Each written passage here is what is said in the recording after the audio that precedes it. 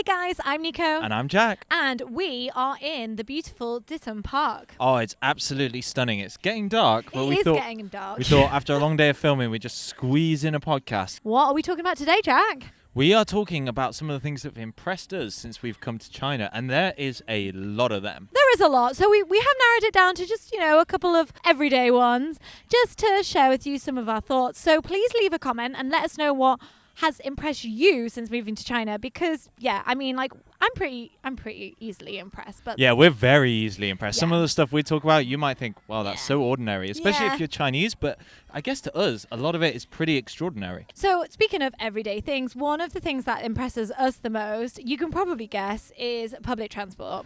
Oh, we can't get enough of public transport. In fact, we made a whole podcast just about public transport, so I don't think we should focus on it too heavily here. No, we're not. But let's just talk about it briefly. Metro? Metro's great, super fast, really cheap. I mean, I just can't believe how cheap Clean? it is. Clean. Not scary. Not scary. Yeah, as a woman, I feel safe getting it, even at night, on my own. So High-speed trains? love them. Gotta love them. Yeah, they go to every province now, right? Every province has high-speed train, and they so are convenient. amazing. Again, we've made whole films about them because we think they're just so awesome. Bikes, super convenient. Yeah. I think China perfected the art of share bike. Amazing. Yeah. And also they're constantly developing more lines and things, which is great. Every time you go to a city, there's a new metro line. But it's not just metro lines that they develop fast. What impresses me is just the speed that things just get developed here. Yeah, it's absolutely incredible. I feel like every city always has, if you go to any high point and look out over the buildings or over the skyline, you can just see cranes in every direction. Even Datong we went to, which is just a former coal city, and it's just crane central. I mean, obviously that does have its bad points, as it means, there's a lot of noise and construction. But it is just incredible to just see a city change and develop right before your eyes. Yeah, when we lived in Nanjing, we had a beautiful view out of our apartment, and we only lived in the apartment for 1 year. And over the course of a year, another tower block just came up in front of it, and then that was our sunset view. And also that entire area that we used to live in, they redeveloped the whole thing. We got some amazing drone shots of that. I love flying my drone around construction sites, except for that one time that we don't talk about, where I kind of may have crashed the drone into the construction site and had to get it back from the builders. Yeah, that was pretty traumatizing. Yeah, so that was we won't talk about that too much. Yeah, but I mean, at the end of all this development, there are some incredible buildings, out of this world buildings. Yeah, for sure. Even here, just in Beijing, which is has been developed for quite a long time, I'd say, compared to new cities. But we've got some incredible buildings here. The architecture is just amazing. I mean, for instance, the new airport. We've not been yet, but it looks incredible. Oh, it looks so good. What's your favorite city that you've been to for architecture, would you say? Ooh, that's difficult. Maybe Chongqing? Yeah, I really like Chongqing, but I think from a pure modern, futuristic vibe, maybe Shenzhen's pretty impressive too. Shenzhen's pretty impressive. Shanghai's pretty impressive. Oh, that Shanghai Bund, you can't beat that skyline. That's classic, obviously, but that's a little bit older now. It is, yeah, it is. By Chinese standards, that's ancient history. But there's some of these buildings which I haven't seen yet, but they've developed some in I think in Hangzhou that look like these beautiful lotus flowers. And oh wow, that sounds incredible. The thought that goes into these buildings is just amazing. And personally, we went today. I just love the Galaxy Soho buildings by Zaha Hadid. Yeah, they're incredible. I think they were very controversial when they came out, but I think nowadays they are kind of a symbol of modern Beijing. Right? They are really a landmark in the city, and a lot of people go there to take photos, including us. And it's not just the new architecture that impresses me. I mean, look at this. Traditional architecture, it's amazing. I love the traditional and I love the mix, and that is, China does it really seamlessly, and that impresses me a lot. Yeah, I love it. I can't get enough of it. I also think the development of technology here is impressive. China is the future.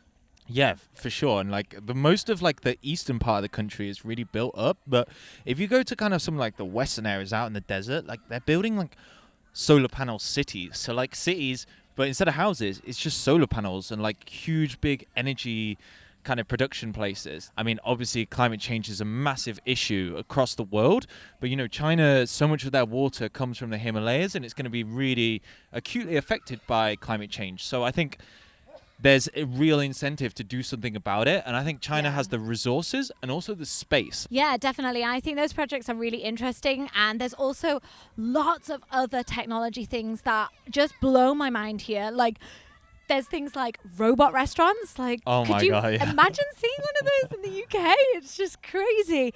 And especially down in the south, like you mentioned Shenzhen earlier.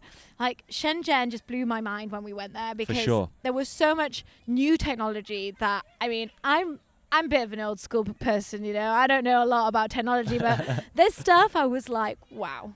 Well, talking of Shenzhen, I mean, Shenzhen like is the home of so many technology companies itself. So you've got like DJI is there, a lot of the big kind of tech giants as well. Yeah, it's known as the Silicon Valley of China. Of China, isn't it? Yeah, like Chinese, like even just Chinese phone brands are pretty awesome. We've had like a lot of like Xiaomi, Huawei. iPhones are still really popular, but certainly I would say like price to performance ratio is way better from Chinese brands. Yeah. Like, I think iPhones are still kind of like a lot of people covet them for like the status symbol. But like we've had Xiaomi phones and they're pretty good for the price. Like you get a lot of good value, a lot of performance. I've been impressed with my Xiaomis and my Huawei's. I have just converted to an iPhone, I'm not gonna lie, but that was just purely because I thought I was at a point in my life when I deserved an iPhone, and I also want to take a lot of nice videos for you guys, so that's why. What phone do you guys prefer? Like, leave us a comment letting us know. Do you prefer a Chinese phone brand, or are you more, you know, Samsung, iPhone, that kind of thing? Using a phone here is just your life, and it's so convenient, and mobile payments are just like another level here. You can literally do anything on your phone.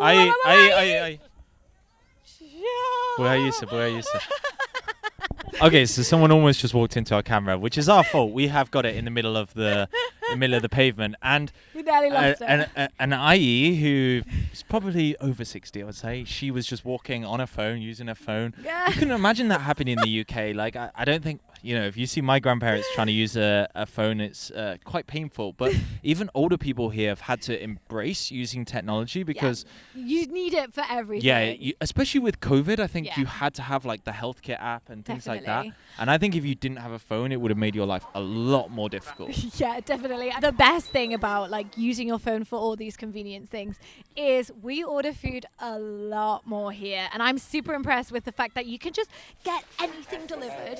Most apartments have quite small kitchens, and it's the norm to order food in. Whereas like when we lived in the UK, it's a lot more expensive to order a takeaway, takeout.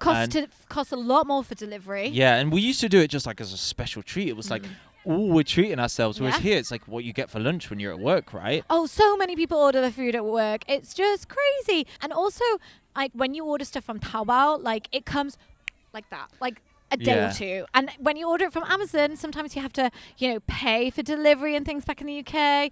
There's none of that. It's so convenient. I love it. And good value. The one thing that doesn't impress me is like the amount of plastic and packaging. Ooh, I would say like a lot of stuff that comes from Taobao, like even if you order a tiny thing, it will come in an excessive amount of packaging.